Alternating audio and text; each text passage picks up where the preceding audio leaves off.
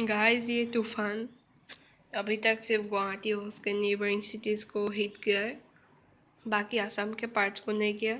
आ सकता है, मैं जहाँ रहता हूँ आसाम में वहाँ भी आ सकता है। ये तूफ़ान अभी तक सिर्फ गुवाहाटी और उसके नेबरिंग एरियाज़ में हुआ है, नेबरिंग विलेजेस में, बाकी अभी तक नहीं हुआ अभी। लेकिन मेरी जगह में तो अभी भी क्लाउडी है, आने का संभावना है। सो प्लीज़ गाइस, आसाम के भाई बहनों जो मेरा चैनल देख रहे, प्लीज़ सेफ रहो, আপোনালোক सेफ থাকক, সাৱধান থাকক যাতে তুফানৰ পৰা আপোনালোক বাচিব পাৰে। তো এই ভিডিঅ'টো ইয়াতে সামৰিছোঁ। ভাল লাগিলে লাইক কৰিব, please like it, share it, subscribe. Till next video. Bye bye.